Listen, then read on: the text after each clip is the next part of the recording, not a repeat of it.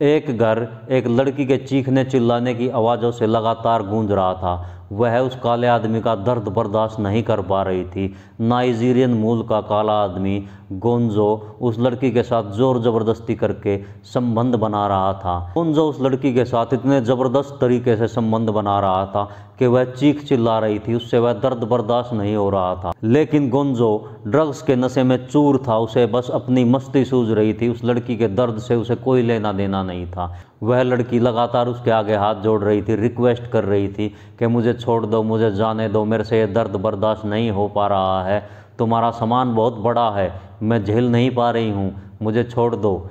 लेकिन वह काला आदमी गोंजो उस लड़की को बिल्कुल नहीं छोड़ रहा था। वह ज़बरदस्त तरीके से संबंध बना रहा था। जितनी तेज़ वह लड़की चिल्ला रही थी, गोंजो उतने ही ज़बरदस्त तरीके से उससे संबंध बना रहा था। वह अप्राकृतिक तरीके से भी उससे संबंध बना रहा था। बाहर पड़ोसी सोच रहे थे कि इस घर में कोई लड़ाई हो रही है, लेकिन यह दूसरी ही लड़ाई चल रही थी। उस लड़की का नाम रीटा था। 20 साल की उम्र में ही उसका तलाक हो गया था और गोंजो कोई और नहीं, उसके ही ऊपर वाले फ्लोर पर रहने वाला उसका किराएदार था। रीटा इस काले आदमी गोंजो के चक्कर में कैसे फंस गई और इस कहानी में आगे जाकर ऐसी घटना घटती है कि लोगों को जब पता चलता है तो उनके पैरों के नीचे से ज़मीन खिसक जाती है। वो हैरान हो जाते हैं कि ऐसा कैसे हुआ। कहानी बहुत ही रोमांचक और मज़ेदार है।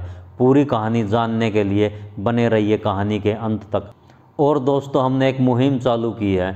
जो भी दर्शक जहाँ से भी यह वीडियो देख रहा है वह कमेंट में अपना नाम और अपने शहर का नाम अवश्य ले। कहानी के अंत में हम उसके नाम की घोषणा अवश्य करेंगे। नमस्कार दोस्तों, आज की सच्ची घटना मुंबई महाराष्ट्र से है। मुंबई में एक जगह का नाम है मलाड। वहाँ रीटा अपने घर में अकेली ही रह रही है। रीटा के माता पिता एक सड़क दुर्घटना में मर चुके हैं। रीटा भला की खूबसूरत लड़की है, लंबी हाइट, एकदम ज़बरदस्त फिगर, एकदम सुंदर, ऐसी लगती है जैसे किसी फिल्म की हीरोइन हो। रीटा के पास कोई कमाई का जरिया नहीं है, वह कोई जॉब वगैरह नहीं करती, वह बच्चों को ट्यूशन पढ़ा कर ही अपना गुजारा करती है। और एक दूसरा एरिया चिंचोली बंदर। चिंचोली बंदर में एक परिवार रह रहा था राजवीर शेखावत का। उसके बड़े बेटे का नाम होता है विक्रम। विक्रम एक मल्टीनेशनल कंपनी में जॉब कर रहा होता है। उसके घर वाले सोचते हैं विक्रम की शादी कर दी जाए। तो राजवीर शेखावत का एक रिश्तेदार उन्हें रीटा के बारे में बताता है कि एक लड़की है मलाड में, वह अकेली रहती है, उसके माता पिता नहीं हैं, एकदम बला की खूबसूरत, एकदम हीरोइन जैसी लड़की है। तो राजवीर शेखावत बोलता है तो माता पिता से हमें क्या लेना देना है, लड़की संस्कारी होनी चाहिए, घर बसा ले बस। एक दिन राजवीर शेखावत अपने बेटे विक्रम और अपनी पत्नी के साथ रीटा के घर जाता है उसको देखने के लिए। विक्रम और उसके परिवार को रीटा बहुत ज़्यादा पसंद आती है। पसंद भी क्यों ना आए, रीटा थी ही इतनी खूबसूरत। विक्रम उसे देखते ही दिल दे बैठता है। विक्रम और रीटा दोनों मिलकर बातचीत करते हैं और कहते हैं कि पहले हम एक दूसरे से थोड़े दिन बातचीत करेंगे, फिर शादी कर लेंगे। विक्रम भी इस बात पर एग्री हो जाता है। ऐसे ही देखते देखते 2-3 महीने गुजर जाते हैं और रीटा और विक्रम की शादी हो जाती है। विक्रम रीटा को लेकर गोवा हनीमून पर चला जाता है। वहाँ रीटा विक्रम से कुछ चिड़चिड़ी सी रहने लग जाती है। एक हफ्ता बीत जाता है, मौज मस्ती करके वो दोनों वापस घर आ जाते हैं। और वहाँ से आने के बाद रीटा का उस घर में बिल्कुल मन नहीं लग रहा था। पता नहीं वहाँ ऐसा क्या हो गया था कि रीटा बिल्कुल परेशान सी रह रही थी। रीटा बात बात पर चीखने चिल्लाने लग जाती थी। वह अपने पति विक्रम से खुश नहीं थी। विक्रम के माता पिता भी उसका व्यवहार देखकर अचंभित थे कि लड़की तो बहुत अच्छी थी, बातचीत करने में ठीक थी, अब अचानक से इसका व्यवहार कैसे बदल गया है। एक दिन विक्रम के माता पिता रीटा से पूछते हैं कि बेटी ऐसा क्या हो गया है, तुम बात बात में विक्रम से क्यों लड़ाई झगड़ा करने लग जाती हो। तो रीटा एकदम चिल्ला कर पड़ी और बोली, तुम्हारा बेटा नामर्द है, उसके बस का कुछ भी नहीं है और मैं उसके साथ नहीं रह सकती, मैं जल्दी ही ये घर छोड़कर चली जाऊंगी। ये बात सुनकर विक्रम के माता पिता के पैरों के नीचे से ज़मीन खिसक गई। वह हैरान हो गए कि ऐसा कैसे हो सकता है, लेकिन यह सच था। और 2-4 दिन के बाद रीटा वह घर छोड़कर चली जाती है। वह अपने पुराने घर में चली जाती है जहाँ वह पहले रहती थी और बच्चों को ट्यूशन पढ़ाना शुरू कर देती है। और फिर जल्दी ही वह तलाक की अर्जी डाल देती है और कुछ महीनों में ही दोनों की रजामंदी से तलाक हो जाता है। रीटा अपने जैसे तैसे गुजारा कर रही थी। अब रीटा को लग रहा था कि ट्यूशन की फ़ीस से उसका गुजारा नहीं हो रहा है, क्यों ना ऊपर वाले फ्लोर को किराए पे दे देते हैं। फिर रीटा अपने घर के बाहर एक पर्चा चिपका देती है कि ऊपर वाला फ्लोर किराए के लिए खाली है। और कुछ दिन बाद नाइजीरियन मूल का एक काला हबशी गोंजो रीटा के घर में किराए पर रहने के लिए आता है। वह रीटा से बहुत अच्छे तरीके से बातचीत करता है।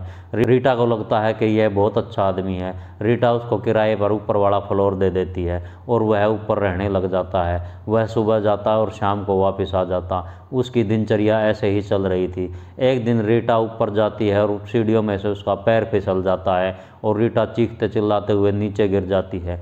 गोंजो उसको उठाकर हॉस्पिटल में ले जाता है, उसकी केयर करता है। रीटा थोड़ा थोड़ा गोंजो की तरफ आकर्षित होने लग जाती है। फिर एक दिन बातचीत करते हुए गोंजो को पता चलता है कि रीटा तलाकशुदा है। जैसे ही गोंजो को पता चला कि रीटा तलाकशुदा है, वह उससे शारीरिक संबंध बनाने की मन में ठान लेता है। उसको भोगने की मन में सोच लेता है कि कैसे न कैसे करके रीटा के साथ संबंध बनाया जाए। वह हर रोज़ उससे मिलने जुलने लगता है, उसके साथ बैठ के खाना खाने लगता है, उससे बातचीत करने लगता है और उससे छेड़खानियाँ शुरू कर देता है। रीटा भी उसका विरोध नहीं कर रही थी। रीटा को भी एक अच्छा दोस्त मिल गया था। एक दिन गोंजो ड्रग्स के नशे में धुत होकर आता है और रीटा के कमरे में चला जाता है। रीटा को नहीं पता था कि गोंजो ने ड्रग्स ले रखी है। गोंजो रीटा के साथ छेड़खानी शुरू कर देता है। रीटा उसका विरोध नहीं करती है। रीटा को लगा ऐसे ही मजाक मस्ती कर रहा है, कोई बात नहीं। रीटा भला की खूबसूरत थी, अब गोंजो से रहा नहीं जा रहा था। गोंजो रीटा को अपनी बाहों में भर लेता है और ज़बरदस्त तरीके से स्मूच करने लग जाता है, किस करने लग जाता है। रीटा उसका हल्का हल्का विरोध करती है, लेकिन रीटा को भी इसमें मज़ा आ रहा था। वह ज़्यादा विरोध नहीं कर पाती है। गोंजो एक ही झटके में रीटा के सारे कपड़े उतार कर फेंक देता है और अपने भी सारे कपड़े उतार कर फेंक देता है और उस रीटा को बेड पर पटक देता है और रीटा के ऊपर सवार हो जाता है और ज़बरदस्त तरीके से उससे संबंध बनाना शुरू कर देता है। गोंजो था 6 फुट का काला, हट्ठा कट्टा मुस्टंडा और गोंजो का हथियार भी बहुत बड़ा था। उसको देखकर रीटा घबरा जाती है और सोचती है कि इसको मैं कैसे बर्दाश्त कर पाऊंगी, लेकिन अब देर हो चुकी थी। गोंजो रीटा पर सवार हो चुका था और वह ज़बरदस्त तरीके से रीटा से संबंध बना रहा था। रीटा चीख चिल्ला रही थी, पूरे घर में रीटा के चीखने चिल्लाने की आवाज़ें गूंज रही थी, लेकिन गोंजो उसको नहीं छोड़ रहा था। जितना तेज रीटा चिल्लाती, गोंजो उतने ही ज़बरदस्त तरीके से उससे शारीरिक संबंध बना रहा था। गोंजो से अप्राकृतिक तरीके से भी संबंध बना रहा था। रीटा बार बार गोंजो से बचने की कोशिश कर रही थी। वो उसके आगे हाथ जोड़ रही थी, मिन्नत कर रही थी कि गोंजो आज मुझे छोड़ दो, तुम कल कर लेना। लेकिन गोंजो ड्रग्स के नशे में चूर था और गोंजो के सामने इतनी खूबसूरत रीटा, वह उसको कैसे छोड़ दे। रीटा बार बार बेड से उतरकर भागने की कोशिश कर रही थी, लेकिन गोंजो फिर से उठाकर उसे बेड पर पटक देता और उस पर सवार हो जाता। गोंजो ड्रग्स के नशे में बिल्कुल चूर था। उसे नहीं पता था कि रीटा को कितना दर्द हो रहा है। वह उसका दर्द बर्दाश्त नहीं कर पा रही है। लगातार रीटा चीख रही है, चिल्ला रही है कि गोंजो मुझे छोड़ दो, मुझे जाने दो, लेकिन गोंजो उसको छोड़ने के लिए तैयार नहीं था। गोंजो को रीटा में इतना मज़ा आ रहा था, उसे लग रहा था कि उसे कोई स्वर्ग की अप्सरा मिल गई है। गोंजो एकदम भूखे भेड़िए की तरह रीटा पर टूट पड़ा था। संबंध बनाते बनाते रीटा एक बार बेहोश हो जाती है, तो गोंजो पानी का गिलास लेके आता है, उसके मुंह पर पानी छिड़कता है, थोड़ा बहुत पानी उसे पिलाता है तो रीटा को होश आ जाता है। लेकिन गोंजो फिर भी नहीं मानता। वो गोंजो फिर दोबारा से उससे शारीरिक संबंध बनाना शुरू कर देता है। रीटा को ब्लडिंग शुरू हो जाती है, सारा बेड ब्लड में खूनम खून हो जाता है। गोंजो पूरी रात रीटा को ऐसे ही रुलाता रहा। रीटा चीखती चिल्लाती रही। सुबह के 5 बज गए, लेकिन गोंजो नशे में था, वह नहीं रुक रहा था। रीटा का बहुत सारा ब्लड भी निकल चुका था। गोंजो सुबह के 8 बजे तक उससे संबंध बनाता रहता है, फिर हार थक कर वह सो जाता है और रीटा भी वहीं पसर जाती है और रीटा को पता नहीं चलता कब उसकी आंख लग जाती हैं। अब रीटा चलने की हालत में नहीं थी। रीटा से बेड से भी उठा नहीं जा रहा था। शाम के टाइम जब रीटा बेड से उठ रही थी तो वह वापस चक्कर आके गिर जाती थी।